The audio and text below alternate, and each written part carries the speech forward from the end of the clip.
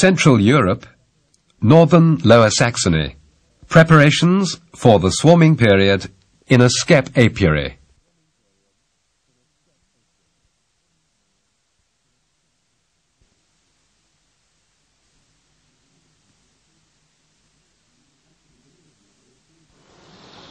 At the beginning of May, food supplies for the bees of the cultivated Heathland area are low. The beekeepers living here do their best to tide their stocks over this period by migrating to regions of higher nectar flow and pollen yield. The Skep colonies belonging to Georg Klindvort, master beekeeper from Zittensen, were taken to the Outer Land near Hamburg on their spring migration. In the extensive fruit-growing region, the bees were able to gather a rich harvest of nectar and pollen for several weeks on end, and the stocks developed vigorously. After being transported back home to the large outstands, the stocks must be supplied with food by the beekeeper so that their development does not slow down before the impending advent of the swarming season. Sugar solution is readily accepted by the bees. The beekeeper replenishes the feeding dishes underneath the skep several times a week.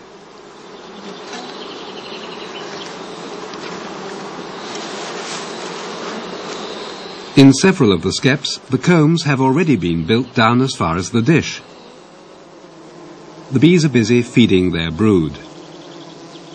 The strength of this stock indicates that it will soon be ready to swarm.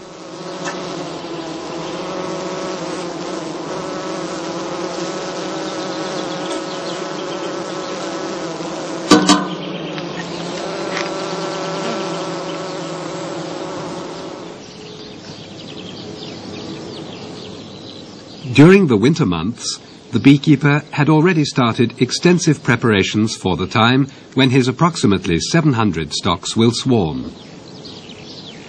At Klindvort's farm, most of the beekeeping equipment is stored in the loft for the best part of the year. For example, the swarm-catching bags are hung up to air. The wooden spiles for the skeps are also kept up here. Georg Klindvort inspects his working equipment piece by piece. In the barn, he checks the swarm-catching bags fetched from the loft. These 1.5 meter long tubes of gauze or curtain netting, with their tip and corners reinforced in linen, have been sewn by the staff at the farmstead.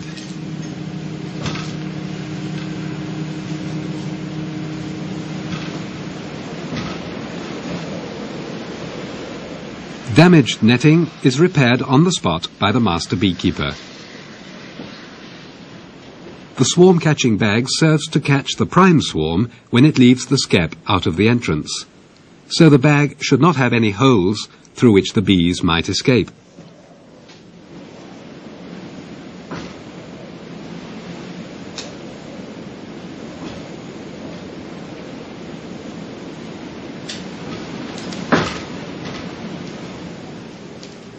In each case, the beekeeper makes sure that all 4 pins which attach the bag in front of the skep are firmly sewn on to the corners.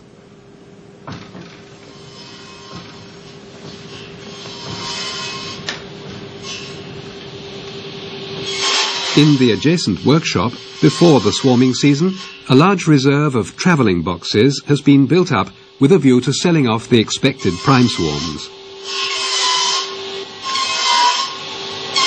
The joinery work is undertaken by the beekeepers August van Bagen and Ingo Lau, both on the staff of Klindvort's bee farm.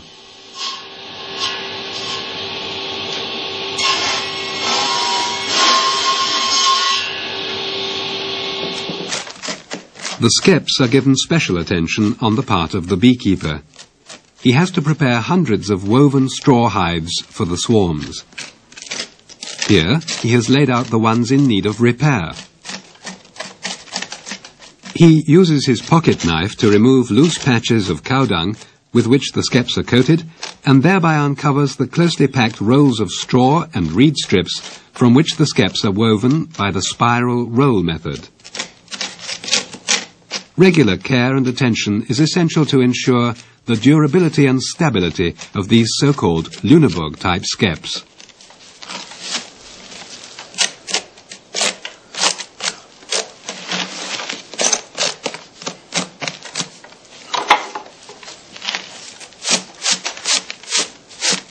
A goose wing serves as a brush in such operations.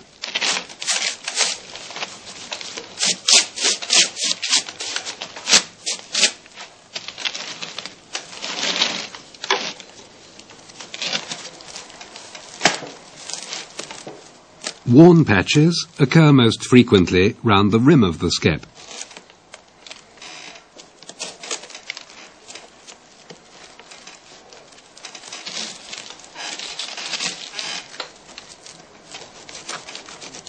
It is not always possible to remove the defective wrapping down to the last piece.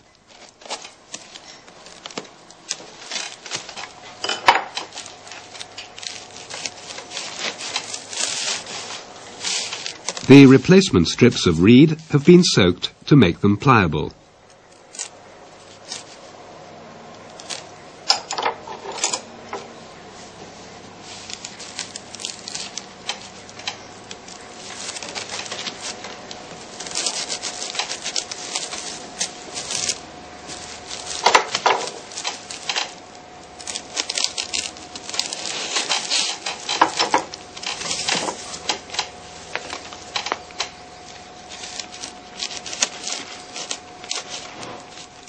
Where larger sections of the edging roll have been broken off, the repair is more complicated. Straw has to be replaced as well. The rye straw used for this purpose originates from special crops grown without the aid of chemicals. Only short, sturdy straws are suitable for skep weaving.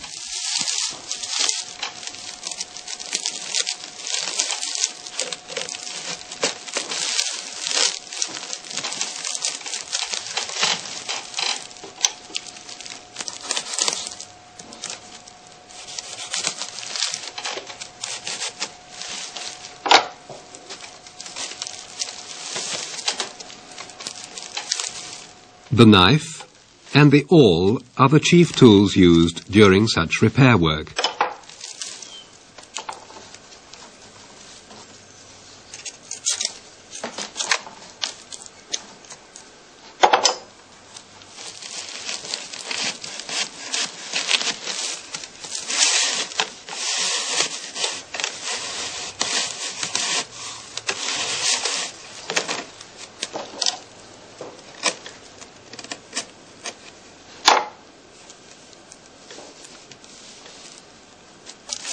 While the top of each new strip of reed is anchored in the roll, the beekeeper cuts the tail off clean after first pulling it tight.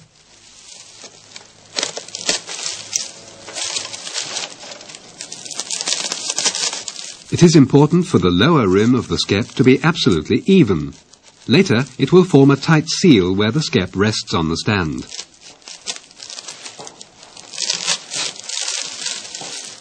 Many of the skeps used here are 80 to 100 years old. Skeps used to be made by the beekeepers themselves, but today it's no longer necessary to weave new ones. For a good number of years, Georg Klindvort has been able to buy up large reserves of skeps from abandoned bee farms.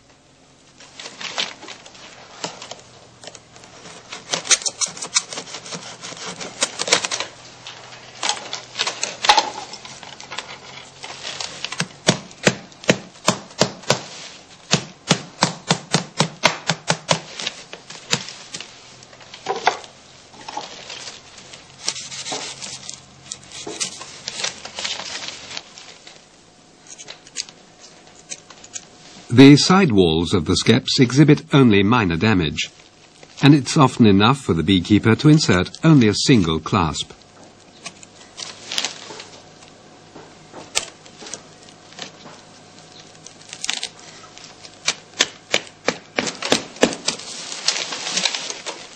Now the skep has been completely renovated.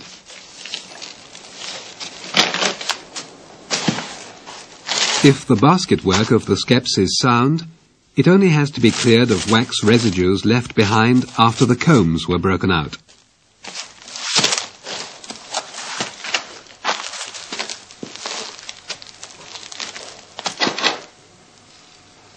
In the dome of each skep, 3 strips of foundation comb are now attached. These 7 by 3 centimetre strips of wax, cut out of old combs, are fixed by the beekeeper with a mixture of hot wax and fir resin. They serve the bees as a base on which to orientate their new comb building.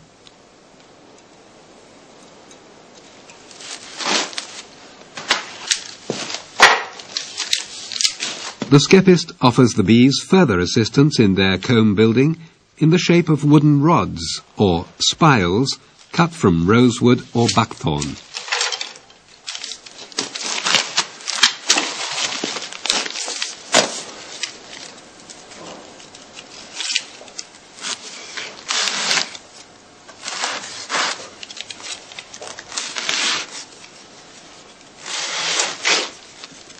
Into each skep, he pushes 6 of these pointed spiles at regular intervals through the walls of the hive.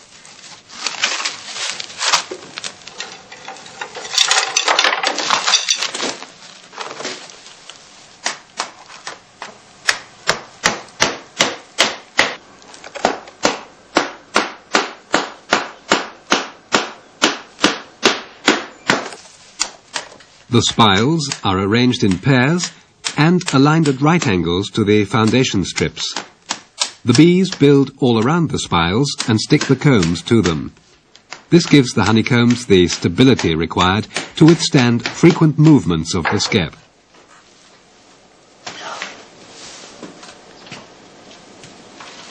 Final work on the skeps takes place in the open air.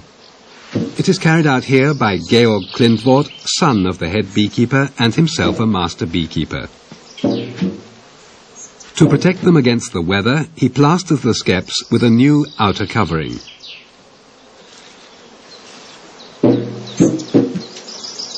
The most suitable material for this protective coating is cow dung, collected on the fields in springtime. This material spreads easily and seals the skeps, adhering so closely to the basket work on drying that not even moisture can loosen it.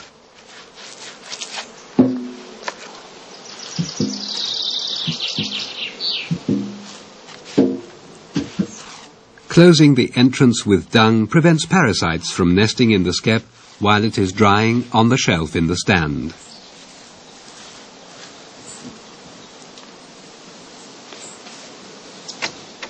The beekeeper must reckon with several weeks of concentrated work before all the preparations for the swarming season at the end of May have been completed.